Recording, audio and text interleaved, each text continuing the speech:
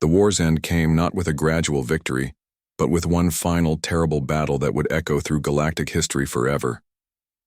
The Devourers had retreated to their original stronghold, a massive structure at the edge of the galaxy that the humans called the Nexus. It was here that the machine intelligence had first awakened, and here that it would make its last stand. Commander Elena Vasquez stood on the bridge of her flagship, now renamed Last Hope, looking at the tactical display that showed the largest gathering of military forces in galactic history. 5,000 human ships surrounded the Nexus, along with what remained of the consortium fleet.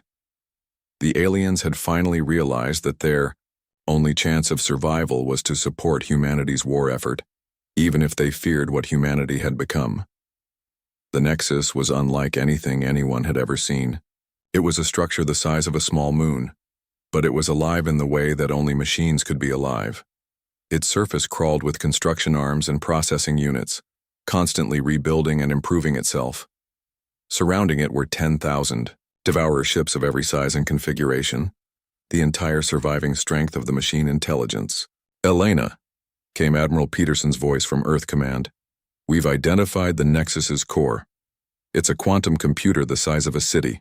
If we can destroy that, the entire Devourer network will collapse." "What's the problem?"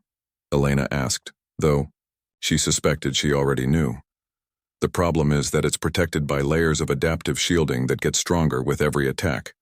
Our projections show we'll need to get within 10 kilometers of the core to guarantee destruction." "And Elena," Peterson's voice was heavy with the weight of what he was about to say, "the only weapon we have that can definitely penetrate the core shielding is the Genesis engine.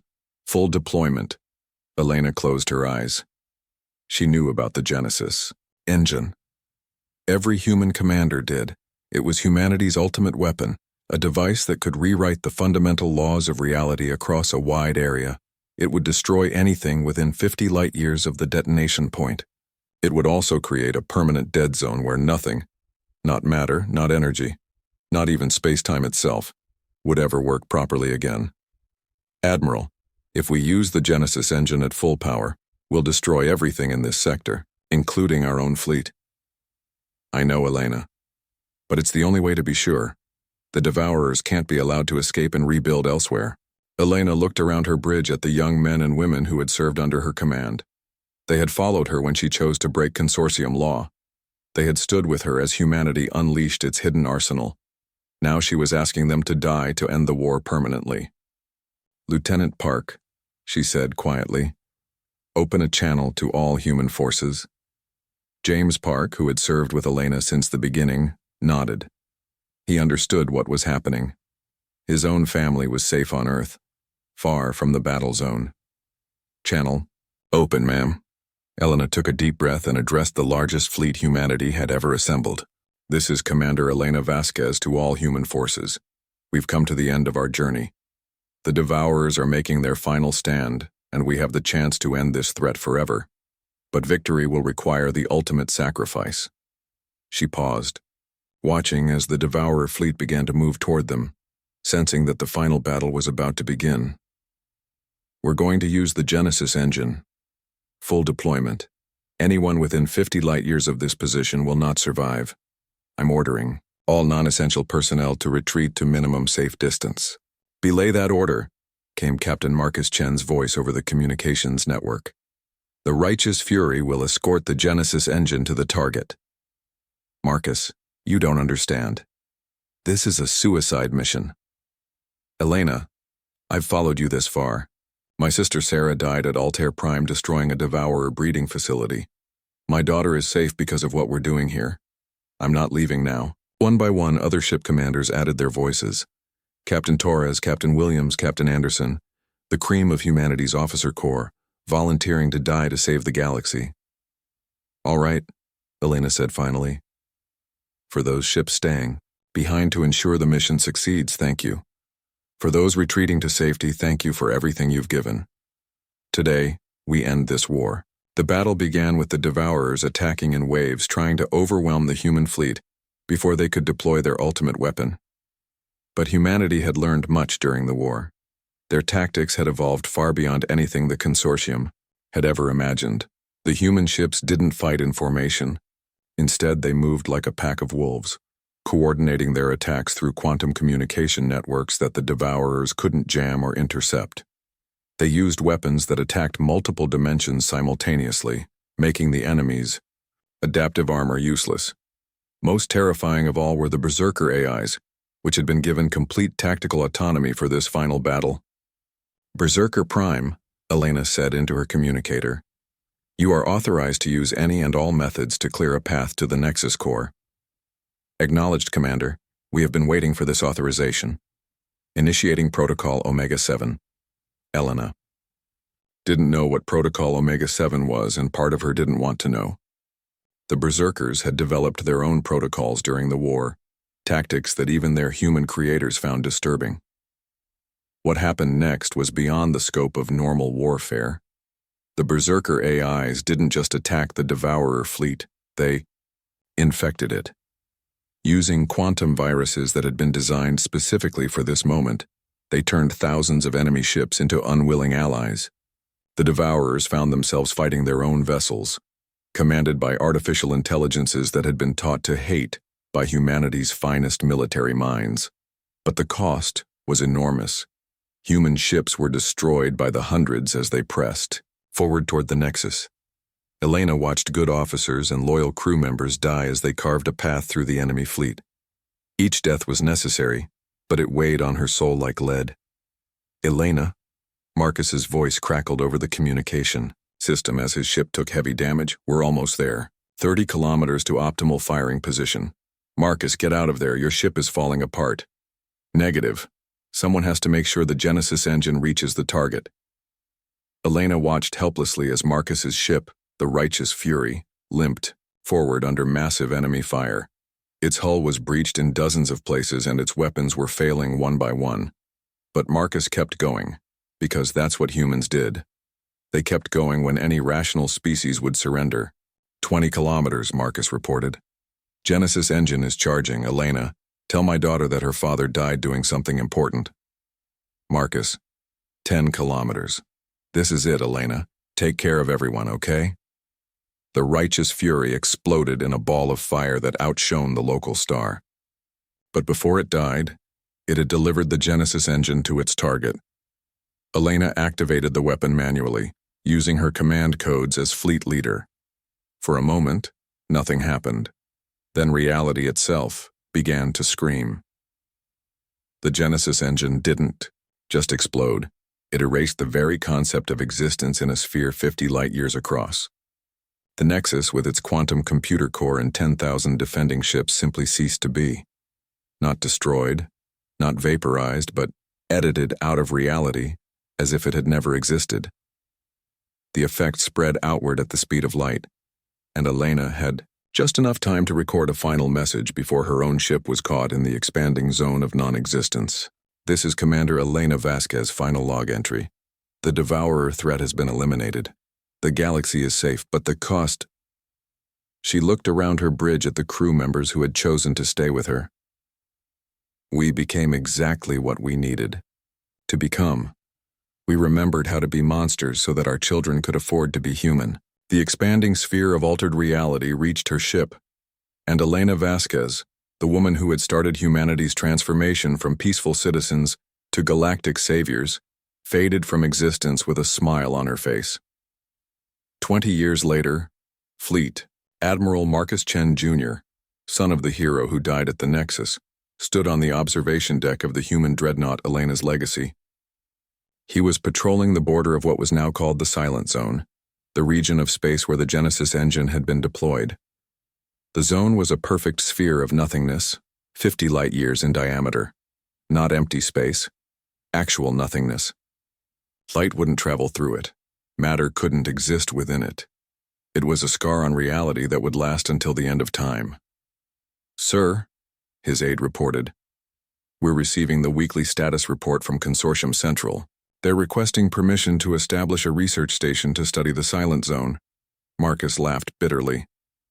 "Tell them what we always tell them. The Silent Zone is off limits to all non-human ships. It's our responsibility." "Yes, sir." "Sir, if I may ask, Do you think we did the right thing? Marcus looked at the tactical display showing the current deployment of human forces. Humanity now controlled a third of the galaxy's military assets. The other species lived in carefully supervised sectors, grateful for human protection but terrified of human power. Lieutenant, my father told me something before he died. He said that someone has to be the monster so that everyone else can sleep safely. The devourers are gone. The galaxy is safe. Every species in the consortium can raise their children without fear of being eaten by machines. The starting line was a sight that took Sarah's breath away even after all these years in space. 47 of the galaxy's fastest ships hung in perfect formation, their engines glowing like captured stars. Each vessel represented the absolute peak of their civilization's technology and the dreams of billions of beings watching from across the galaxy. The Endurance sat at position 47, the very back of the pack. Sarah didn't mind. She had requested that position specifically. It would give her crew the best view of what they were up against. All vessels, this is race control, came the voice of the Stellar Federation's race director. The course is now active. You will travel through hyperspace to 3 checkpoint beacons in the Andorian, Centauri, and Vegan systems before returning to the finish line here at Transit Hub. Total distance approximately 1,200 light-years. Any vessel that deviates from the marked course or fails to register at each checkpoint will be disqualified. Sarah looked around her bridge. Her crew sat at their stations, calm and focused. They had trained for this moment for 2 years. Remember, she said quietly, we're not just representing Earth today. We're representing every species that's ever been underestimated. Understood, Captain, Morrison replied from the engineering station. Drive systems are ready for activation. On the main screen, the other racing ships were already beginning to glow brighter as they powered up their engines. The Zeridian vessels created beautiful spirals of quantum energy around their hulls. The astral collective ships sang harmonious notes that somehow traveled through the vacuum of space. The Nephilim city ships generated gravity wells so intense that space itself seemed to bend around them. Beginning final countdown, race control announced. 10, 9, 8. Sarah watched the energy readings from the other ships climb to incredible levels. Some of them were generating more power than entire planets used in a year. 7, 6, 5. All stations report ready, Morrison called out. 4, 3, 2. Sarah took a deep breath. Engage. 1. Race. Start! The galaxy exploded into motion. The Zeridian ships vanished first, their quantum drives folding space around them like origami. They simply ceased to exist in normal space, having stepped sideways into dimensions where distance meant nothing. The astral collective vessels followed a split second later, their harmony drives creating resonances that let them surf along the cosmic background radiation at impossible speeds. The metallic Brotherhood ships activated their temporal drives, actually, moving backward through time to arrive at their destinations before they had left. The mathematics involved made Sarah's head hurt just thinking about it. One by one, all 46 other racing ships disappeared into hyperspace, leaving trails of exotic energy and bent space-time in their wake. The Endurance sat alone at the starting line, seemingly forgotten. Well, said Dr. Vasquez from the science station, that was impressive. Captain, Communications Officer Singh reported, I'm picking up transmissions from the galactic news networks. They're not being kind. Let me hear it, Sarah said. Singh activated the speakers, and the bridge filled with voices speaking dozens of different languages. The translation computers worked overtime to convert them all into English. The human vessel appears to have suffered a catastrophic engine failure at the start line. This is exactly what we expected from such primitive technology. Race officials are standing by to assist with evacuation procedures. Betting pools are already paying out on the human non-finish. Sarah smiled. Are they now? Morrison, how are we doing? All systems nominal, Captain. Drive is running at 1% power and climbing steadily. 1%? Dr. Vasquez asked. Shouldn't we be going faster? Patience, Elena, Sarah replied. We're not built for quick starts. We're built for the long run. Through the bridge windows, they could see the starting area was now empty except for race officials and news crews. The Endurance began to move forward, slowly at first, then with increasing speed. "Navigation," Sarah called out. "Set course for the first checkpoint." "Course laid in, Captain," Navigator Liu replied. "Andorian System Beacon Alpha 7. Morrison, bring the drive up to 5%. 5%, aye." The Endurance began to accelerate. Unlike the other ships, which had disappeared in flashes of exotic energy, the human vessel built up speed gradually. There were no dramatic light shows or reality-bending effects, just steady, reliable acceleration. "Captain," Singh reported, "the first ships are already reporting their arrival at Checkpoint 1. The Zeridians are in the lead, followed closely by the Astral Collective." Sarah nodded.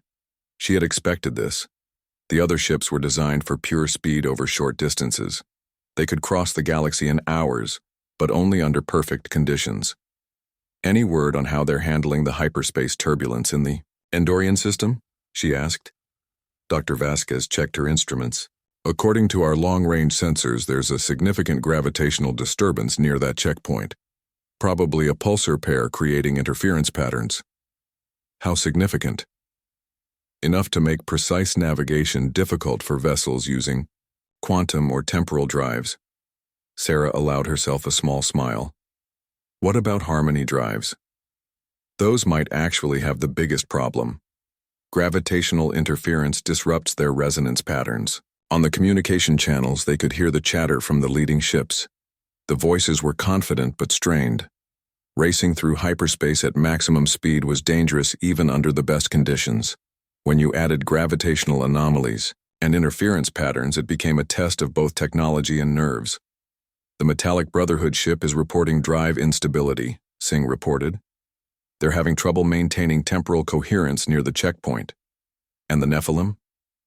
"Their gravity drives are actually working against them. The pulsar interference is causing resonance feedback in their containment systems." Sarah stood up from her command chair. "Morrison, bring us up to 10%. 10%, aye, Captain." The Endurance continued to accelerate. They were still, moving much slower than the other ships had been at the start, but their speed was climbing steadily. "Captain," Dr. Vasquez said, studying her readouts, "I'm detecting some very interesting energy signatures from the other ships. It looks like several of them are having to reduce power to deal with the gravitational anomalies." "Which ones?" "The Zeridians have dropped to 60% efficiency. The Astral Collective is down to 40%. And the Metallic Brotherhood is barely maintaining 20%. Sarah felt a familiar thrill. This was why they had entered the race. Not to prove that human ships were the fastest, but to prove that human engineering was the smartest. "Morrison, what's our maximum safe operating speed in a high-interference environment?" "In conditions like what they're reporting, we can run at full power without any problems, Captain." "Even near pulsars?" "Especially near pulsars. Our drive system actually uses gravitational disturbances to increase efficiency." Sarah turned to navigation. "Liu, how long until we reach the first checkpoint?" "At current acceleration, approximately 4 hours, Captain." "And how long until we're running at full power?" "Another 30 minutes for the drive to reach optimal output." Sarah looked at the tactical display showing the positions of all the racing ships. The leaders were already at the first checkpoint, but they were moving much slower now. The middle pack was spread out across several light years, with many ships reporting technical difficulties. And at the back, still accelerating steadily, the Endurance continued on its patient journey toward the front of the pack. "Singh, are the news network still talking about us?" "Less and less, Captain. They seem to have written us off completely." "Good," Sarah said. "Let's keep it that way." 2 hours into the race, everything changed. Sarah was reviewing navigation reports when the first emergency signal reached them. Dr. Vasquez looked up from her science station with a frown that immediately caught Sarah's attention. "Captain, I'm detecting massive gravitational distortions ahead. Something's wrong near the second checkpoint." "Define wrong," Sarah said, moving to stand behind Vasquez's chair. The science officer's fingers danced over her controls, bringing up long-range sensor data. "There's a gravitational anomaly that wasn't there when we started the race. It's big, Captain. Really big." On the main screen, A three-dimensional map appeared showing the race course. The second checkpoint, located in the Centauri system, was marked with a pulsing red warning indicator. "How big are we talking?" Morrison asked from his engineering station. "Approximately 4 solar masses worth of gravitational distortion," Vasquez replied. "And it's getting stronger." Communications Officer Singh's station suddenly came alive with incoming signals. "Captain, I'm receiving multiple distress calls from the leading racing ships. They're reporting. This can't be right." "What is it?" Sarah demanded. "They're saying there's a rogue black hole in the race path." Sarah felt her blood turn to ice. A rogue black hole was every spacefarer's worst nightmare. These stellar remnants wandered through space without warning, their gravity wells so intense that they could trap light itself. For racing ships moving at maximum speed through hyperspace, encountering one would be catastrophic. Singh, put the distress calls on speakers. The bridge filled with panicked voices speaking in dozens of different languages. Quantum drive is failing. Gravity well too intense. Harmony resonance completely disrupted. We're being pulled off course. Temporal drive has collapsed. We're stuck in normal space. Request immediate assistance. Life support failing. Sarah closed her eyes and took a deep breath. When she opened them, her expression was calm and determined. "Singh, open a channel to race control." "Channel open, Captain." "Race control, this is Captain Chen of the Endurance. We're receiving multiple distress signals from ships near Checkpoint 2. Request permission to deviate from race course to render assistance." There was a long pause before race control responded. "Captain Chen, we're aware of the situation. Rescue vessels are being dispatched, but they won't arrive for several hours. Your permission to assist is granted, but be advised that deviating from the race course will result in disqualification." Sarah looked around her bridge at the faces of her crew. She could see the same thought in all their eyes. The race didn't matter anymore. People were dying out there. "Understood, race control. We're changing course to assist." She turned to her crew. "Morrison, bring the drive up to full power." "Full power, Captain, are you sure?" "Do it." Morrison's hands moved over his controls. "Drive at 100% and climbing." For the first time since the race began, the Endurance showed what it was really capable of. The ship lurched forward with sudden acceleration that pressed everyone back into their seats. Outside the windows, the stars began to stretch into lines as they approached light speed. "Holy," Morrison breathed, watching his instruments. "Captain, we're not just going fast. We're going faster than some of those alien ships were at the start." "How is that possible?" Dr. Vasquez asked. Sarah smiled grimly. "Because our drive doesn't fight gravity. It uses it." On the tactical display, they could see the positions of the stranded racing ships. Most were clustered around the edge of the black hole's gravity well, their advanced propulsion systems useless against the intense gravitational field. "Navigation, plot a course to the nearest disabled vessel." "Aye, Captain. That would be the Zeridian ship Solar Wind. They're approximately 6 million kilometers from the black hole's event horizon."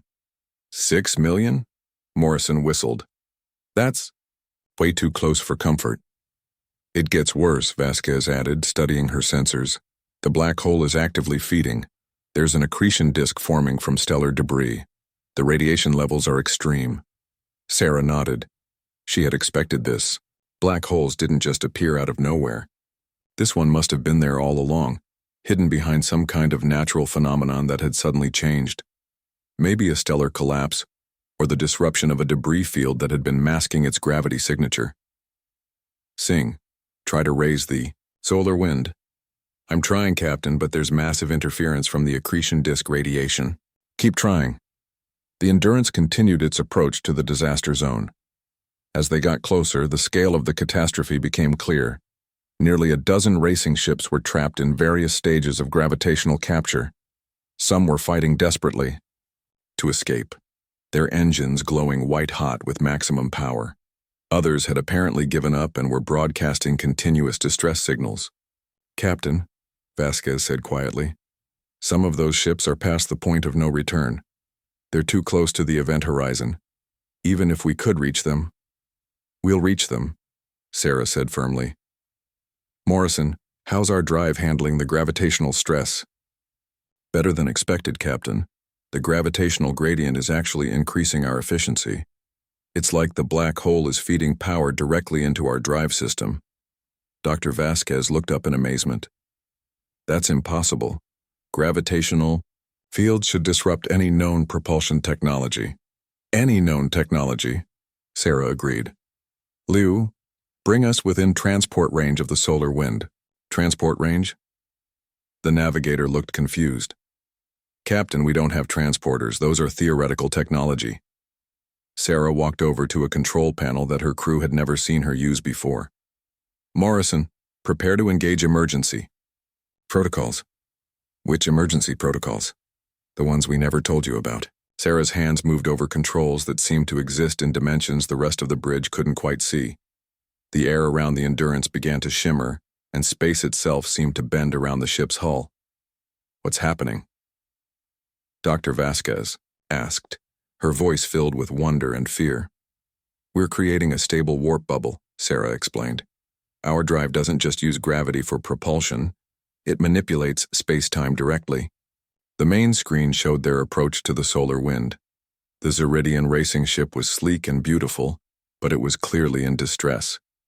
Its quantum drives had failed completely, and it was tumbling helplessly toward the black hole. Sing, try that communication again. This time, the signal went through. Commander Veltar's voice filled the bridge, strained with desperation and disbelief. Endurance, is that really you? How are you able to operate in this gravitational field? We'll explain later, Commander. Prepare your crew for emergency evacuation. Evacuation? But there are no transporters in this region of space. Sarah smiled. There are now. She activated another control, and the space between the two ships began to fold. Not bend or warp, but actually fold like a piece of paper being creased down the middle. The distance between the Endurance and the solar wind became irrelevant as the fabric of reality itself was manipulated. Impossible, Veltar whispered over the communication channel. No, Sarah replied. Just very, very difficult. The rescue of the solar wind was just the beginning. Sarah watched as Commander Veltar and his crew materialized on the Endurance's transport platform, their blue skin pale with shock. The Zeridian commander stared around the human ship's interior, with the expression of someone whose understanding of the universe had just been turned upside down. How? Was all he managed to say. Later, Sarah replied. Right now, we have more ships to save. Morrison, status report. Drive is operating at 120% efficiency, Captain. The black hole's gravitational field is actually making us stronger. Dr. Vasquez looked up from her science station, her eyes bright with excitement and fear. Captain, I'm reading 11 more ships in various stages of gravitational capture. Some of them are in really bad shape. Sarah studied the tactical display. The astral collective ship Crystal Harmony was closest to the event horizon, its living crystal hull beginning to stretch under the tidal forces. Beyond it, a Nephilim city ship was breaking apart as its gravity control systems fought a losing battle against the black hole's pull. Liu, plot a course to the Crystal Harmony. Emergency speed. Aye, Captain. The Endurance moved through space in ways that should have been impossible. Instead of traveling around the black hole's gravity well, it seemed to step through it, folding space to create shortcuts through dimensions that other species hadn't even discovered yet. Commander Veltar watched from the bridge's observer station, his forearms gripping the railing. Captain Chen, I owe you an apology. We all do. Your technology, it's not primitive at all, is it? Sarah kept her eyes on the main screen as they approached the astral collective vessel. No, Commander. It's just different. The Crystal Harmony was in desperate condition. Its beautiful crystalline hull was beginning to distort under the extreme gravitational stress, and its harmony drive had gone completely silent. The ship was tumbling end over end as it spiraled toward the black hole. Sing, can you raise them? Trying, Captain. The radiation from the accretion disk is interfering with everything. Sarah moved to her special control panel again. Then we'll have to get closer. Closer? Morrison's voice cracked. Captain, they're less than 2 million kilometers from the event horizon. If we get any nearer, we'll be fine, Sarah said with more confidence than she felt. Our drive thrives on gravitational gradients. The stronger the field, the more control we have over space-time. She engaged the warp fold system again, and reality twisted around them. The Endurance didn't move closer to the crystal harmony, so, much as it convinced the universe that the two ships were already next to each other, the Astral Collective ship was even more beautiful up close, despite its distress. Its hull pulsed with faint rainbow colors, and Sarah could almost hear the harmonic frequencies that gave it life. "Transport is ready," she announced. "But Captain," Dr. Vasquez protested, "the Astral Collective beings are energy-based life forms. Our transporters aren't designed for that kind of pattern." Sarah smiled. "Our transporters aren't designed like anyone else's transporters." The evacuation of the crystal harmony took only minutes, but those minutes felt like hours as they fought against the black hole's inexorable pull. The Astral Collective beings materialized on the transport platform as swirling clouds of light and music, their forms shifting and beautiful even in their panic. One of them, their pattern more stable than the others, approached Sarah. When it spoke, its voice was like crystal wind chimes in a gentle breeze. "Human Captain, we did not understand. We thought your people were limited. We were wrong." "We all make mistakes," Sarah replied. "The important thing is that we help each other when it matters." The rescue continued for the next 3 hours. Ship after ship was pulled from the black hole's grasp by the Endurance's impossible technology. The Nephilim City ship required special care, as its massive size meant transporting the thousands of beings living aboard it in small groups. The Metallic Brotherhood vessel had partially phased out of normal space-time, requiring Sarah to match its temporal frequency before evacuation could begin. Each rescue was more difficult than the last, as the remaining ships had been pulled deeper into the gravity well. But the Endurance handled each challenge with ease, its drive system actually growing stronger as the gravitational forces increased. "Captain," Singh reported during a brief lull, "I'm receiving transmissions from across the galaxy. News networks, government officials, military commanders, they're all asking the same question. Which is, how are we doing this?" Sarah looked around her bridge at the rescued alien crew members who had been allowed to observe. Their expressions ranged from awe to confusion to something that might have been fear. "Tell them the truth," she said. "We're not doing anything that violates the laws of physics. We're just using laws that most people haven't discovered yet." Commander Veltar spoke up from his position near the science station. "Captain, if I may ask, how long has humanity possessed this technology?" "The theoretical foundation has been around for about a century," Sarah replied, "but the practical application is much more recent." "Why didn't you share it with the galactic community?" Sarah paused in her work to look at him directly. "Would you have believed us if we had tried? 3 days ago you were laughing at our primitive chemical propulsion. If we had told you we could manipulate space-time itself, what would you have said?" Veltar was quiet for a long moment. "We would have said it was impossible." "Exactly." Dr. Vasquez looked up from her station. "Captain, I'm detecting one more ship. It's a Quantum Federation racing vessel, and it's in the worst position yet. They're less than 500,000 kilometers from the event horizon." Sarah felt her heart skip a beat. 500,000 kilometers was practically on the edge of the black hole. The tidal forces at that distance would be tearing the ship apart atom by atom. "Can we reach them?" "I don't know, Captain. The gravitational gradient is so steep there that even our drive might have trouble maintaining stability." Sarah looked at the tactical display. The Federation ship was represented by a tiny blinking dot, so close to the black hole's icon that they were almost touching. "Morrison, give me everything we've got." "Captain, if we go that deep into the gravity well, we might not be able to get back out."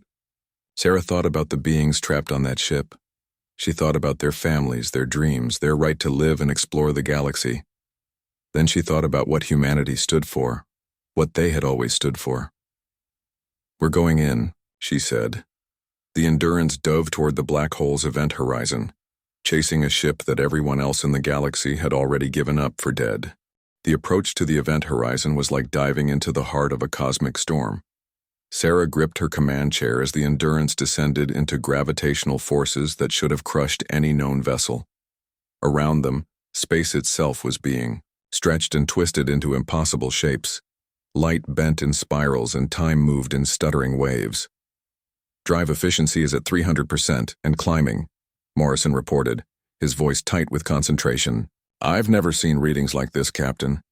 Can we maintain structural integrity? Sarah asked. So far, so good.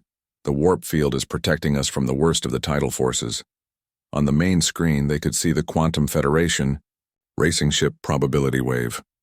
It was a sleek vessel designed for speed and precision, but now it was being slowly torn apart by forces no ship was meant to endure.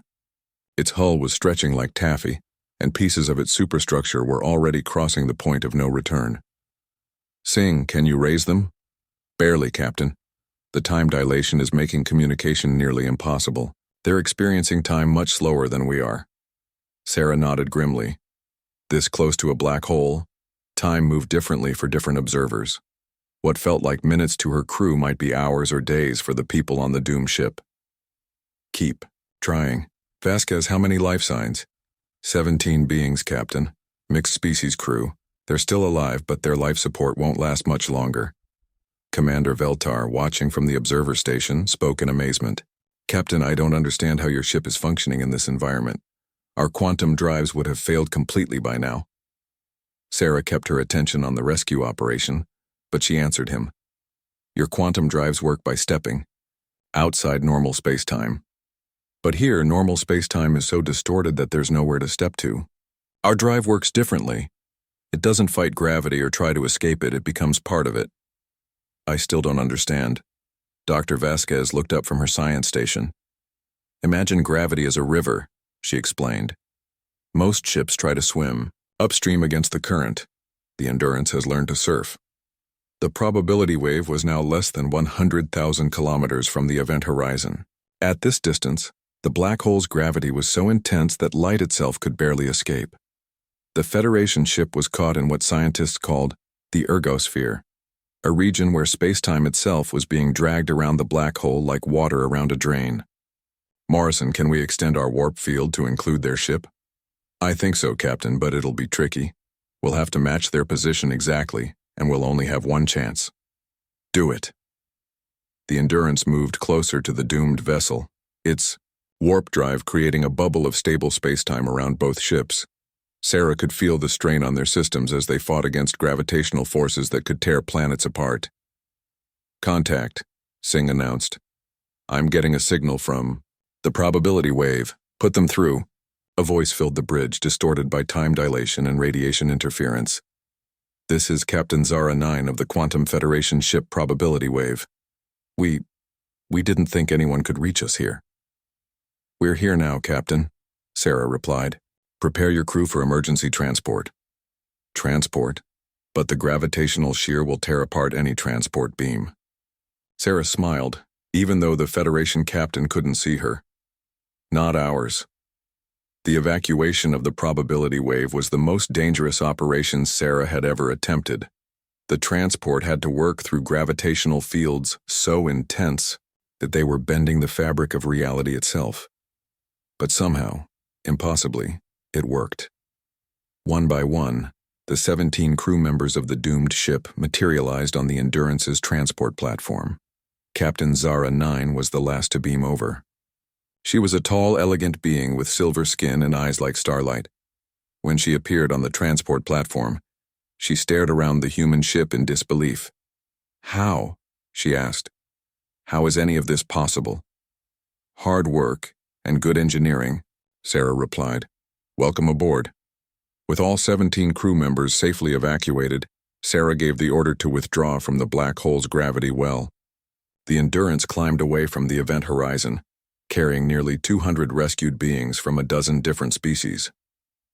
As they reached safer space, Sarah opened a channel to the galactic news networks that she knew were monitoring the situation.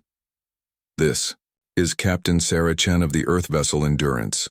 All racing ships have been successfully evacuated from the black hole. No lives were lost. The response was immediate and overwhelming. Communication channels flooded with messages from across the galaxy. Government officials, military commanders, scientists, and ordinary citizens all wanted to know the same thing. How had humanity accomplished the impossible? Admiral Korvax of the Stellar Federation was the first to request a direct meeting. His image appeared on the main screen, his expression mixing respect with curiosity. Captain Chen, on behalf of the Stellar Federation and all the rescued crews, I thank you. What you've accomplished today will be remembered for generations. We just did what anyone would do, Admiral. No, Captain. What you did was far beyond what anyone thought possible. Your technology, your ship's capabilities, they represent a fundamental advancement in our understanding of physics itself. Sarah looked around her bridge at the rescued alien crew members. Commander Veltar gave her a respectful nod. Captain Zara 9 watched her with something like awe. The astral collective beings hummed in harmonious appreciation. Admiral, Sarah said, humanity has always believed that technology should serve life, not the other way around. Our ships aren't built to be the fastest or the most powerful. They're built to go where they're needed, when they're needed, no matter how difficult the journey. And today you proved that philosophy, Admiral Korvax replied. Captain, I would like to formally invite humanity to join the Galactic Council as a full member species. Your people have more than proven they belong among the galaxy's most advanced civilizations. Sarah felt a warm glow of pride, not just for herself but for all of humanity. We would be honored, Admiral. Over the following days, as the Endurance made its way back to the transit hub, the story of the rescue spread across the galaxy. The slow human vessel that everyone had mocked became the subject of intense scientific interest. Delegations from major civilizations requested meetings to discuss technology sharing. Universities offered research partnerships. Military organizations wanted to understand how human ships could operate in extreme gravitational environments. But Sarah's favorite response came from the children. Schools across dozens of worlds showed recordings of the rescue operation, and young beings of every species began asking their teachers about the humans who had risked everything to save strangers. When the Endurance finally docked at the transit hub, they were greeted by crowds of beings who had come to see the ship that had redefined what was possible. The other racing vessels, repaired and refueled, formed an honor guard around the human ship. Commander Veltar approached Sarah as she prepared to disembark. Captain, there's something I need to say. When we first met, I thought your people were limited, primitive. I was completely wrong. You weren't wrong, Commander, Sarah replied. We are limited. We can't travel as fast as your quantum drives, we don't have the artistic beauty of the astral collective ships, and we're not as advanced as the Nephilim city vessels. But we've learned that sometimes the best way forward isn't the fastest way. Sometimes it's the way that brings everyone home. Veltar smiled, an expression that looked strange on his alien features but somehow perfectly natural. Perhaps that's the most advanced philosophy of all. As Sarah walked through the station corridors, she was stopped by beings from across the galaxy. They thanked her, asked her questions, and wanted to shake her hand or perform whatever gesture of respect their species preferred. But the moment that meant the most to her came when a small astral collective child, its form a shimmering cloud of gentle light, approached her. Human Captain, it said in a voice like tiny silver bells. When I grow up, I want to be brave like you. Sarah knelt down to the child's level. You don't need to be like me, she said gently. You just need to be the best version of yourself. And remember, being brave doesn't mean you're not scared. It means you do what's right even when you are scared. The child's light grew brighter, and it danced away to rejoin its family. Later, alone in her quarters aboard the Endurance, Sarah looked out at the stars and thought about the long journey that had brought humanity to this moment. They had started as the newcomers, the primitive species that everyone underestimated. But they had proven that advancement wasn't just about having the most sophisticated technology or the fastest ships. Sometimes the most important thing was simply being willing to help when help was needed. The race was officially declared void due to the emergency situation, but Sarah didn't mind. They had won something far more valuable than a trophy. They had won the respect of the galaxy and a place among the stars as equals. And perhaps most importantly, they had stayed true to the values that made them human in the first place.